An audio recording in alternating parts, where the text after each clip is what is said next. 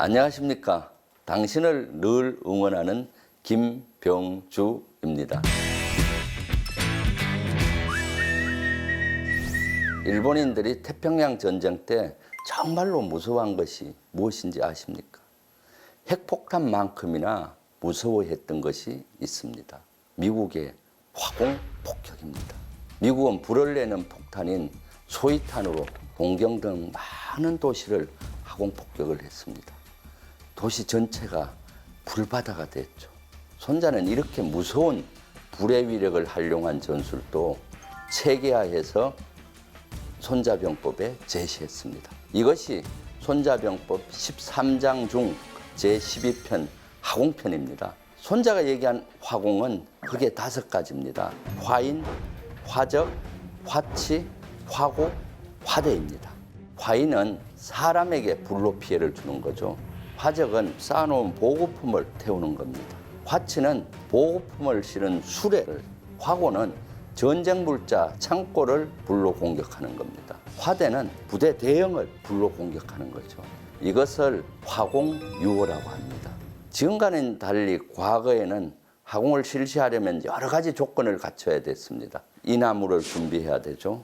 그리고 건조한 시기여야 되고, 셋째는 강풍이 아주 강하게 불어야 됩니다. 그리고 적진이 화공의 용이한 지역에 위치를 해야 됩니다.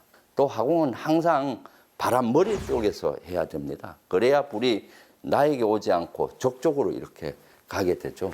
손자가 얘기한 화공 준칙이 잘 적용된 사례는 적벽대전입니다. 유비와 송건 연합군이 장강을 서쪽으로 거슬러 가는 중에 적벽에서 조조 군대와 대충돌을 하게 되죠. 조조의 군대는 특히 수전에 아주 약했습니다. 더구나 이르는 풍토에 익숙하지 않아서 지쳐 있었죠. 송건과 유비 즉 연합군은 화공작전을 쓰기로 결심을 합니다. 방통을 탁 보내서 조조군이 배들을 서로 연결해서 쉬도록 유도하죠. 조조군은 수군에 약하니까 배멀미를 수군들이 많이 하는 겁니다. 그래서 쭉 연결하면 배멀미가 적게 나니까 연결하도록 그렇게 건유를 해서 그렇게 합니다. 그리고 송건 수하장군인 황계장군이 배를 훔쳐 투항을 조조 측에 하겠다라고 거짓 서신을 보냅니다. 그리고 당일날 화공하기에 안성맞춤인 동랑풍이 탁 불면서 여건이 조성됩니다. 송건의 주유군은 인화물과 기름을 잔뜩 싣고 서서히 항복하겠다는 뜻이 접근을 합니다. 조조 진영 가까이 이 배가 이르렀을 때 재빨리 돌진을 합니다. 불배가 조조군의 배에 확 부딪히는 거죠. 온통 조조군 진영은 불바다가 되는 겁니다. 이때 강에서 육지에서 송건과 유비 연합군은 동시에 공격을 합니다. 조조군은 대패를 하죠.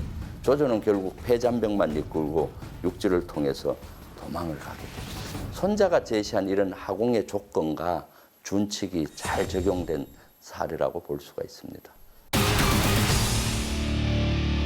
과거에는 화공을 하려면 가까이에서 해야 됐습니다. 사람이 직접 불을 붙이든가 불화살 이런 거를 사용을 해서 붙였잖아요. 하지만 지금은 원거리 어디에서나 가능합니다. 화력전은 호도 화공전입니다. 항공기로 폭격이라든가 미사일 공격, 또 포사격, 박격포 사격, 전차로도 화공이 가능합니다. 단지 포탄과 폭탄의 종류를 불을 내는 소위탄으로 바꾸면 언제든지 화공이 가능한 것이죠. 그리고 현재로 오면서 그 위력은 대단해졌습니다. 하연 방사기나 소위탄, 백린탄, 네이팜탄, 열화 우라늄탄 등이 있죠. 그리고 우리가 가장 두려워하는 게 뭡니까? 핵폭탄이잖아요. 핵폭탄이 떨어지면은 수만 도의 열과 폭풍이 동시에 발생합니다. 순식간에 주변을 태우기도 하고 바로 증발이 됩니다. 상상을 초월하는 화공이죠. 이런 현대전에 화공이 적용됐던 사례들은 많이 있는데 그중에 태평양 전쟁 때 미국이 일본 본토에 행한 폭격을 예를 들고 싶습니다. 동경 대폭격을 아십니까? 미국의 르메이 장군은 일본을 도시를 화공 공격을 하기로 결심을 합니다. 폭격기에 장착되는 폭탄을 100% 불내는 소위탄으로 바꾸죠. 그리고 명중률을 높이기 위해서 저고도 비행을 주문합니다. 그리고 1945년 3월 9일 수백 대의 B-29 폭격기가 동경을 향해서 출격을 합니다. 동경 대폭격이 실시됐습니다. 폭격은 한 6시간 실시가 됐죠. 실시된 방법은 도시 외곽부터 이렇게 폭격을 했습니다. 동경 시내에 있는 사람이 도망을 못 가잖아요. 그리고 곳곳에 소위탄을 공격했죠. 총 8,500군데를 폭탄이 떨어진 겁니다. 순식간에 불길이 온 건물과 사람을 덮치죠. 이 동경 폭격으로 약 10만 명의 민간인이 사망을 했고 4만 명이 중상을 입었습니다. 그리고 100만 명 이상의 이재민이 발생했죠. 실질적으로 순간적으로 피해는 원폭 피해보다 더 크다고 볼 수가 있습니다.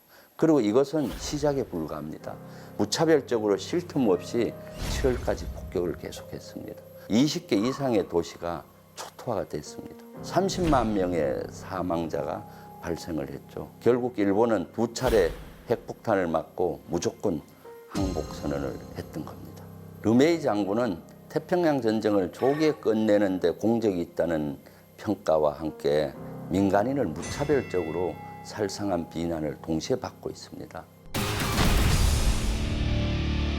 산업화 시대는 대량 생산, 대량 소비를 추구했죠. 그러다 보니 전쟁에서도 대량 파괴를 통해서 승리를 추구했습니다. 그래서 1차 세계대전, 2차 세계대전 때 수천만 명의 피해를 냈죠.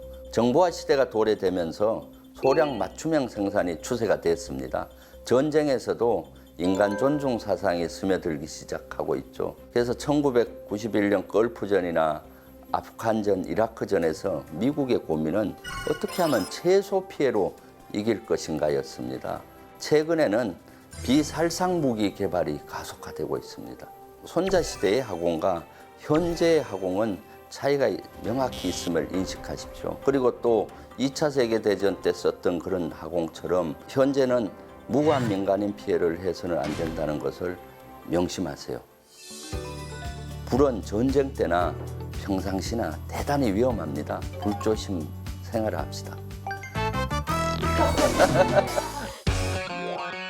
승부의 세계에서 주도권을 잡는 것은 대단히 중요합니다. 손자가 얘기한 주도권 잡는 법 다음번에 공개합니다.